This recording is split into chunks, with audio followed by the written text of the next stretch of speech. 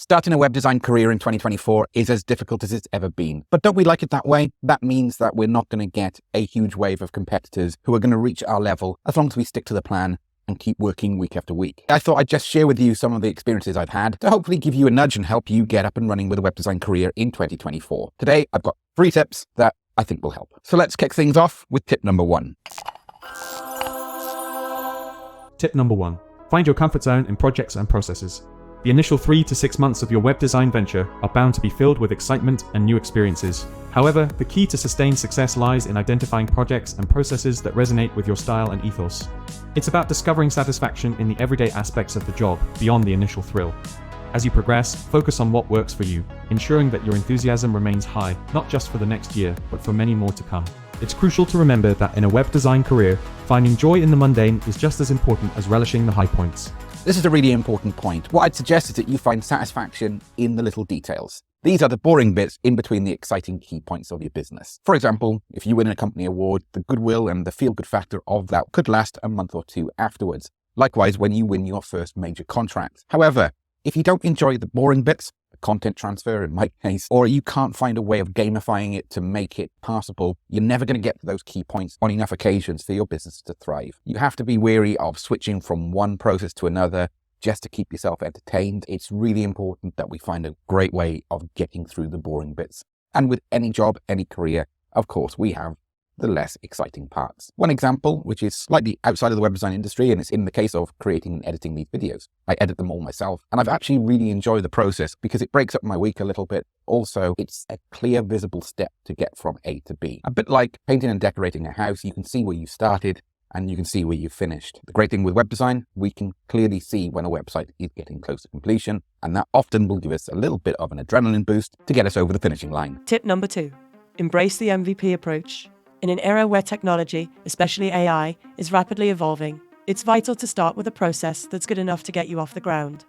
This is where the concept of a minimum viable product comes into play, a popular strategy in software development. An MVP approach allows you to launch with just enough features to attract early adopters and gather valuable feedback for future improvements. This strategy is not only efficient, but also aligns perfectly with the dynamic nature of the web design industry. By starting small and improving continuously, you can adapt to technological changes and client needs more effectively.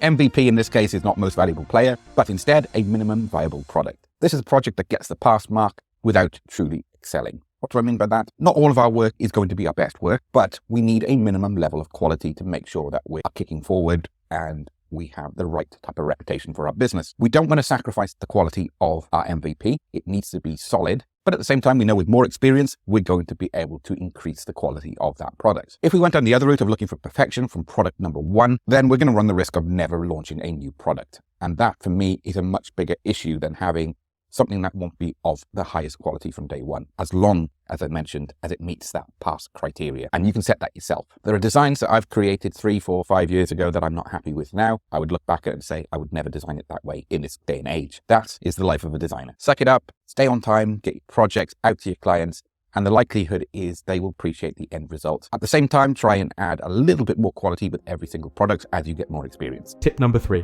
Value experience over immediate profit. As a newcomer in the world of full-time web design, it's likely that your skills are still developing. In such cases, don't shy away from working for free or adding complementary value to your services. In my personal experience, the most beneficial asset you can quickly accumulate is hands-on experience. Collaborate with clients who are understanding of potential errors and willing to grow with you. Consider offering your services at a reduced rate or even for free for initial projects. This approach not only helps in setting realistic expectations, but also builds a portfolio and client trust. Remember to frame these early projects as special offers, making clients aware of the true value and potential costs of your services in the future. This final one may be hard to hear. It's really important that we take in as much experience as we can when we get up and running. So as with point number 2, we were looking at the MVP, trying to make sure that we ship. If you're just kicking off in the web design industry, the likelihood is that your work is not at elite level yet. And that's even if you completed a full-time degree in graphic communication design or web design. The reason being is that we only truly master our craft through delivering. And in my case, I've delivered over 3,000 websites, and there's still so much more I've got to learn about the industry. I really enjoy that aspect. So when you're kicking things off, try and look to find ways of getting as many projects in the door that you can handle so that you can gain that experience. There is no set number, but if you can get 20 to 30 websites under your belt, that will give you a lot of experience to kick on. Plus, it will provide a lot more reassurance to your audience and trust from your clients that you are capable of delivering what they want.